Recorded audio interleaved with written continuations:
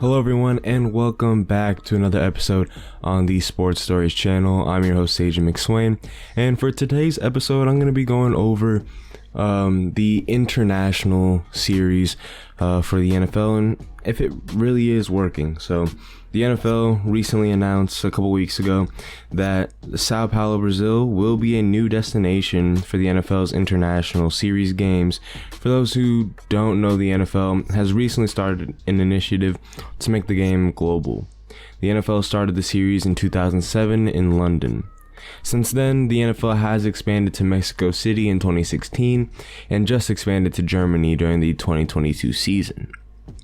So far, the NFL is having success in the global market, with the recent matchup in Germany between the Miami Dolphins and Kansas City Chiefs averaging 9.2 million viewers, which was record-breaking.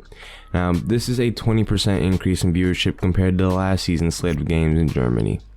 The international series garnered over 14 million views over all of the games, excluding numbers from the Jacksonville-Atlanta game, which was on ESPN Plus, who don't share their ratings publicly, so that one was a little bit hard to find, but everywhere else it was about 14 million views, with the Chiefs and Dolphins game being the majority. So that's an average around 4 million views per international game this season, so they probably garnered more around 20 million views, I would assume, this season due to their international series games.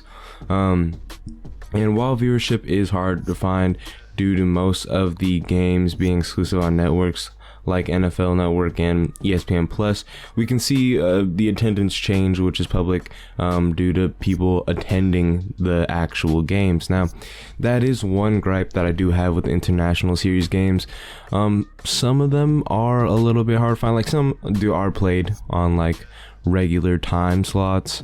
But if you're talking about a London game, perhaps, on the East Coast timing, they play at 9:30 in the morning, and West Coast, it's even earlier for most people, 6:30. I mean, it's still kind of the same time. They play at the same time, but, time zone difference and everything like that. So the earliest in the country they're played at 6:30 in the morning.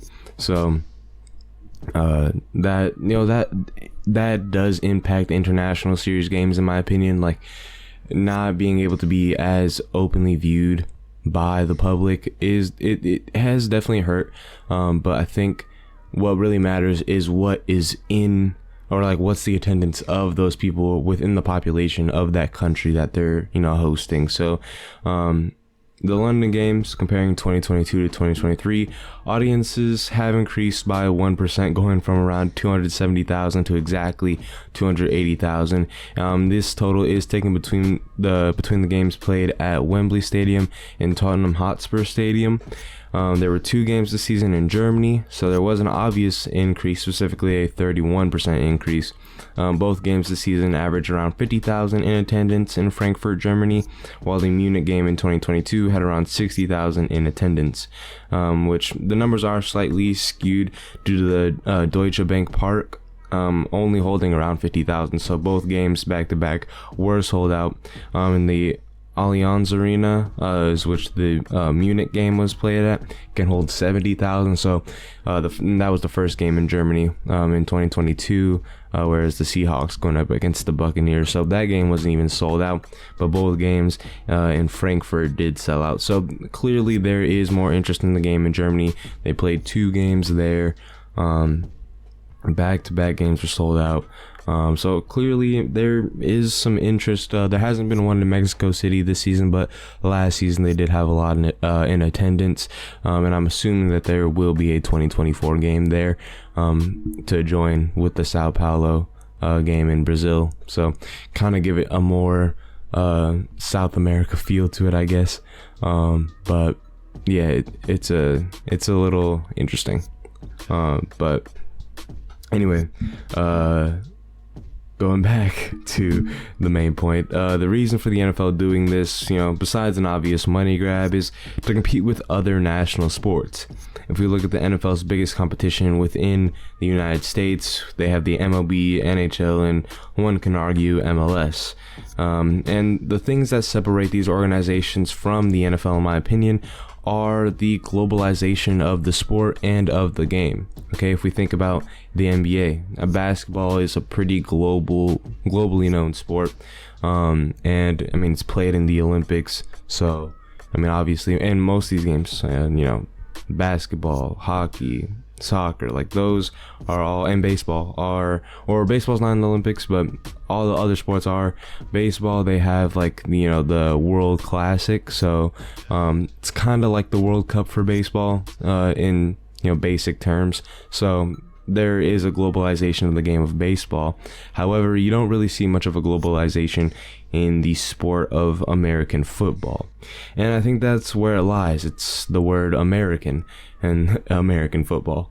Now, since football was, it started in the United States, specifically Canton, Ohio, I think being from such a small state in the grand scheme of things, Ohio isn't really like a big state that like people think of when you're going to America, so I think Ohio being such a small state in the landscape of things is or in popularization of the United States, it does kind of hurt the sport because it wasn't really able to branch out, and around the time that it really gained popularity, there wasn't really much communication. So I can see where like the game of football, American football I should say, is has gotten a little bit harder to really globalize, and being stuck in such a small area, think about the big picture, only really being stuck in America,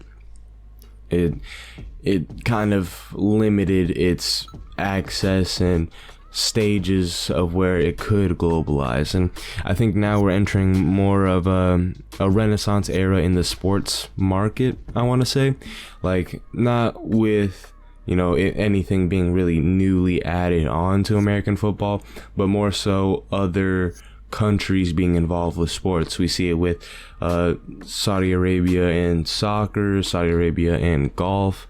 There's more, or just off the top of my head, but there's more countries that are getting involved within different sports that seem to be more of a niche market. And we see more money flowing through sports than really ever seen before.